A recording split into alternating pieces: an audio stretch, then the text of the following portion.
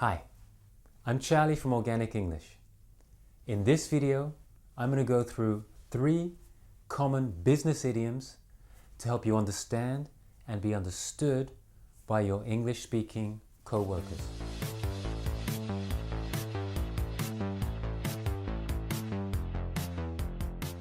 Hi, my name's Charlie. Welcome to Organic English. I'm here to help you become more fluent in English. Today, I'm not going to give you 50 idioms. I'm not going to give you 25. I'm not even going to give you 10. I'm going to give you 3 common idioms that are used a lot in business. If you can get comfortable with 3 new idioms today and use them correctly, I think that's a pretty good day. Take a look in the description below. There'll be a link to a transcript. You can download that for free. That'll help you to follow along with this lesson. Idioms are one of the things that makes English really difficult to learn. Idioms are short phrases with meanings that you cannot guess from the meanings of each separate word. We use idioms all the time, and they're important because they add color, imagery, and fun to our daily conversations. In a business or a work setting, it's essential that you have a good understanding of idioms so you can understand and be understood by your colleagues, your co-workers, and your boss. If you don't have a good understanding of idioms, you could easily become lost in a business conversation. Idioms are relatively informal, but they can still be used day to day in conversations and emails with your co-workers and your boss. In this video, I'm going to give you the idiom in context, and then I'd like you to see if you can figure out the meaning. We'll then go through the meaning together, okay? I'd also like you to take part and not just be a passive learner.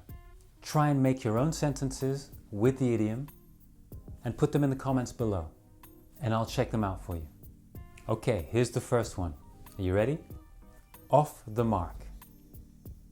Off the mark. Our sales estimates were way off the mark.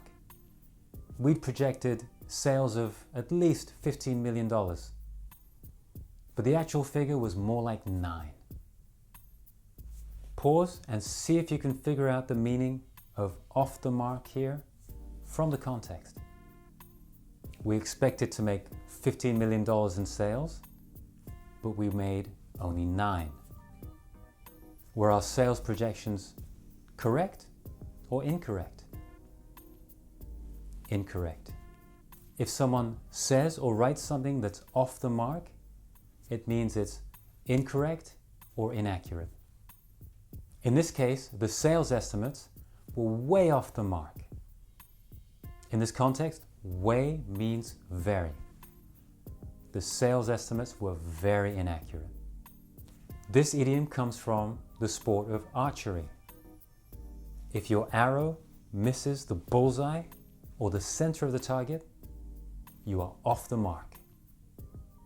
We could also say, the polls about the election results were a little off the mark, but more accurate than last time. So the polls about the election results were a little bit inaccurate this year, but more accurate than the last election.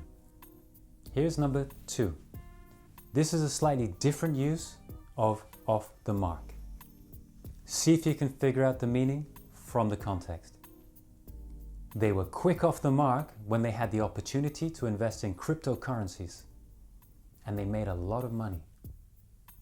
Pause and see if you can figure out what off the mark means in this context. So, we know there was an opportunity to invest in cryptocurrencies, and they made a lot of money. Did they act quickly or did they act slowly? In this case, they acted quickly, invested in cryptocurrencies, and they made a lot of money. So, quick off the mark means to act or react quickly to an event or a situation. This is also a sporty idiom. In this case, the mark is not the center of the target, but the start line where runners line up at the start of a race. Here's another example. My homework is due tomorrow, and I haven't started. I've been a little bit slow off the mark this week. So in this case, I've been slow to act. I need to get started. Here's number 3. A lot on my plate. A lot on my plate. 3 people from my team are on vacation, so I've got a lot on my plate at the moment. Pause and see if you can figure out the meaning from the context. In this situation, there are 3 people from my team who are not here. They're on vacation. Does that mean I have more work to do or less work to do? Correct. In this situation, I have more work to do. I have a lot on my plate. A lot on my plate means I've got a large number of problems to deal with, or I've got a lot of work to do. So picture yourself at the dinner table and you have a plate and that's piled high with food. So much food, you're not going to be able to finish it. I've got a lot on my plate. Here's another example. Being a mom, a teacher, and an athlete means she always has a lot on her plate. So she has kids, she has a full-time job, and she's an athlete and training a lot. So she has a lot of work to do. Great job. Now see if you can make your own example sentences and put them in the comments below, and I'll take a look at them. Don't forget to go to organicenglish.club, where you'll find plenty of other resources to help you become more fluent in English. Please also subscribe to my newsletter.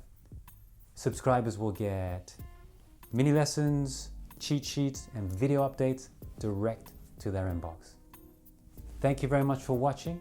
Now go out and practice your English.